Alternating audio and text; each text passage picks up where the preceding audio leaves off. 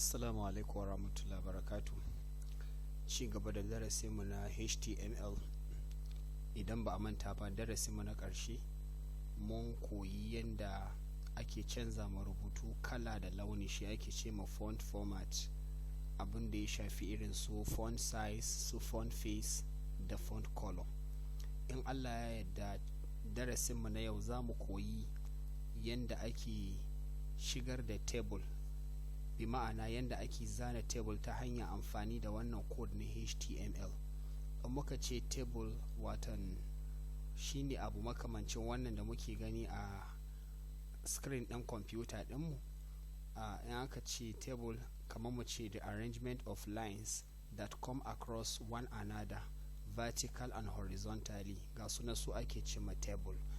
Table ya danganta ga yadda mutum yake son inserting table ɗinsa. In kaga dama kana iya yin table wanda ke da rows da yawa da columns. Kafin mu tafi zuwa ga HTML, ya kamata mu fahimci me ake ce ma rows da columns da kuma abin da ake ce ma cell a table. Misali, yanzu in muka diba a nan, muna da layuka ko mu ce gidaje guda uku a tsaye da kuma waɗansu da ke kwance. Yanzu misali, bari in highlighting na farko. Wannan gida da na yi highlighting wanda ke tsaye haka, shi ake ce ma column. In muka zo nan muka ƙara taɓa na biyun, shi ma column ne. Wannan ma na uku za a ce masa column. Kenan wannan table na da columns guda uku kenan. This is column 1, nan muna da column 2, nan muna da column 3. Kenan wannan table na da columns guda uku. Idan muka dawo ga row, sai mu yi haka, mu ce wannan shine row 1, nan muna da row 2, nan muna da row 3, nan muna da row 4. Kenan wannan table na da columns guda uku da kuma rows guda hudu. Da fata mun fahimci wannan misali. Sai mu tafi zuwa ga abin da ake ce ma cells. Idan muka ce cells, ko mu ce cell singular kenan, gidajen da a cikin table din su za mu iya kiransu da suna cell. Misali, wannan gida shi kadai ana ce mai cell, wannan shi ma za a iya ce masa cell, wannan shi ma za a ce cell. Kenan in muka diba wannan table, yana da cells guda nawa? Nan gida na farko muna da cells guda uku, nan muna da guda uku, uku ga uku mun samu 6, nan ga guda uku mun samu 9, nan kuma ga waɗansu guda uku mun samu 12. To kenan wannan table, abinda za mu ce table ɗin na da rows guda 4, yana da columns, ko sai mu ce guda 3, sannan kuma akwai cells guda 12. Da fata mun fahimci abin da ake ce ma table. To wannan table da ke da rows guda 4, columns guda 3 da kuma cells guda 12, to shi ne ke son mu zana ta hanyar amfani da code na HTML. So idan mutum zai zana table ta hanyar amfani da HTML, akwai abubuwa guda 3 waɗanda ya kamata a ce mu kula da su, wato tag ɗin kenan na table. Na farko muna da tag da ake ce ma table tag, wanda shi wannan table tag container tag ne, ba empty tag ba ne. Za mu ce wannan table tag yana da opening, yana da closing. Nan muna da table tag. Na biyu muna da abin da ake ce ma tr tag. Sai mu yi haka, tr tag, wanda ma'anan wannan tr tag shi ake ce ma table row. Sannan muna da tag da ake ce ma td tag. td tag shi ma yana da opening and closing. Wannan td tag shi sai mu ce masa table data. Table data, ma'anar t ɗin ga table, ma'anar d ɗin kuma shi kuma data. Waɗanga tags ɗin ga da muke gani, duk kowane daga cikin suna da opening tag da kuma closing tag. Sai mu yi haka, shi ma nan sai mu sa masa closing tag ɗinsa. Da fatan mun fahimta. Na fara yin waɗanga misalai ne a waje kafin mu shiga cikin text editor wurin coding, domin mu fahimci wannan concept ɗin. Ba tare da ɓata lokaci ba, yanzu za mu shiga cikin text editor ɗin. already muna da ainihin syntax ɗinmu da muka saba, kamar yadda na faɗa muku da cewa idan mutum zai zana shafi na yanan gizo ta hanyar amfani da wannan HTML, sai mutum ya shigar da syntax na HTML, wanda wannan wajibi ne, babu yadda za a yi a zana shafi na yanan gizo ba tare da syntax ɗin ba. To ba tare da ɓata lokaci ba, za mu shigar da table. Abinda za mu fara yi, za mu ɗauko ainihin wannan tag ɗin ga guda biyu, table opening tag da table closing tag, da su za mu fara. Zai zo ƙarƙashin body kenan, tsakanin body opening tag da body closing tag. Sai mu ce table, muna da table opening tag, automatically zai ba mu closing tag in muna amfani da wannan manhaja na Visual Studio Code. Sai mu ɗan sauka, mu ɗan ba da ɗan space tsakanin table opening tag da kuma table closing tag. Kenan tun da table za mu zana, ya kamata duk abin da za mu yi wanda ya shafi wannan table ya zo tsakanin table opening tag ɗin da table closing tag ɗin. To a nan tsakani za mu yi komi da komi. Yanzu already mun riga mun samu table ɗinmu, mun ɗauko foundation na table ɗin. Ta ya za mu shigar da abubuwan da ke cikin table ɗin? Kenan abin da nake nufi da table columns da table rows da kuma cells ɗin da ke table ɗin.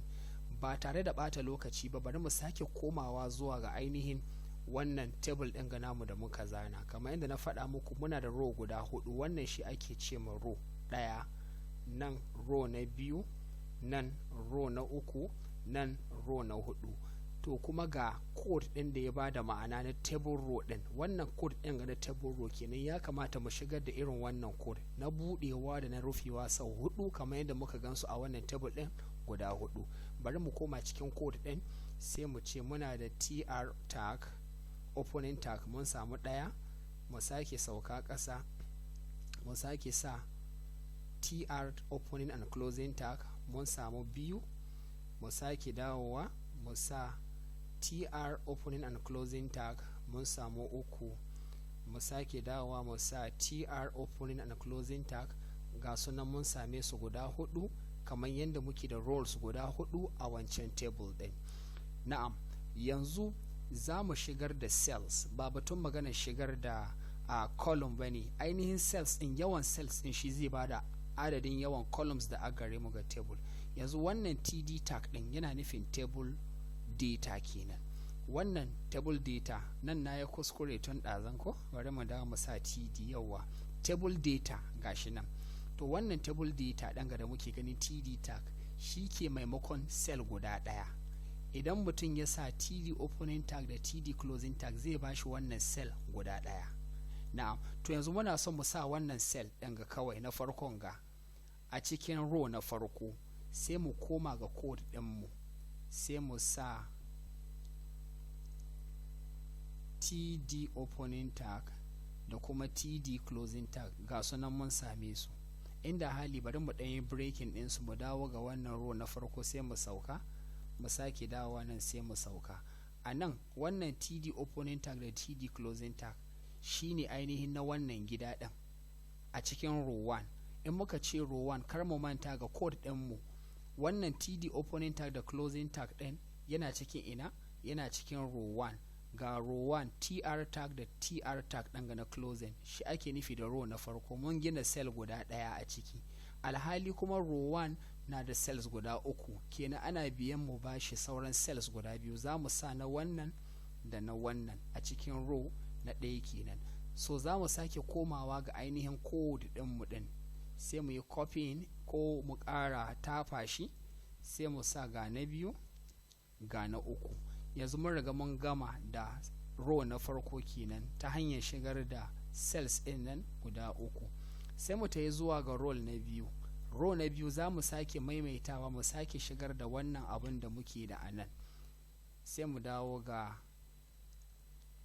row na biyu nan, su ma mun shigar musu da nasu. Sai mu koma row na uku, su ma mun shigar. Sai mu koma row na hudu, a nan ma sai mu shigar. Yanzu mun riga mun gama zana table ɗin kenan. Mun samu table da ke da rows guda hudu da kuma columns guda uku, kuma mun riga mun sa cell ɗin. To yanzu za mu yi saving ɗin wannan aikin. Sai mu koma zuwa ga browser ɗinmu, mu yi refreshing ko table ɗinmu zai fito. a nan table ɗin ya fito amma babu yanda za a muga table ɗin, saboda menene akwai wani abun da bamu yi ba ta hanyar fidda layukan da zai bayyana wannan table ɗin. za mu sake komawa zuwa ga HTML code ɗinmu, sai mu tafi zuwa ga table opening tag. nan za mu ba da space sai mu sa border. in muka ce border muna nufin layukan nan na table ɗin, borders ɗin. sai mu sa equal sign da kuma ainihin wannan quotation marks ɗin da muke sawa wanda za mu sa value. mun bambanta a video mu tsakanin tag da attribute da value a cikin videos da suka gabata. nan sai mu ce kaurin layukan table ɗin sai mu sa masa size 1. in muka sa 1, border ana nufin layuka. nan wannan 1 ɗin da muka sa kuma shi ake nufi da kaurin layi. sai mu sake komawa bayan mun yi saving. kar a manta in aka yi ƙari ana saving. sai mu zo mu yi refreshing. ga table ɗinmu ya fito ɗan ƙarami gashi nan a nan, ga nan muna ganin wannan table ɗin. muna iya komawa ga code sai mu ci to za mu ɗan shigar da bayani a cikin table ɗin domin ya ƙara ma table ɗin faɗi. misali muna iya zuwa nan sai mu ɗan sa waɗansu kalmomi na Hausa. misali bari mu ce moɗa, kamar moɗa na shan ruwa. mu yi hankuri, kwamfuta ce ba kowane lokaci za ta iya baka dama ka shiga da waɗansu haruffan nan mai lankwasa ba ko. nan sai mu ce gida misali. nan sai mu ce mota. bari mu kare da row na farko kenan. row na farko gida na farko mun sa moda, cell na biyu mun ka sa gida, cell na uku mun ka sa mota.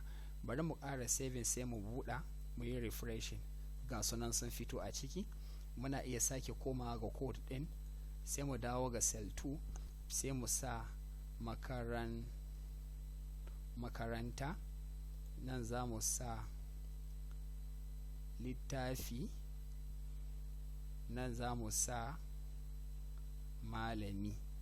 ga sunan sai mu ƙara saving mu koma ga cikin browser ɗinmu sai mu yi refreshing. ga nan ya fi suwa. muna iya sake koma na uku a nan sai mu ci kasuwa. nan na biyu sai mu ci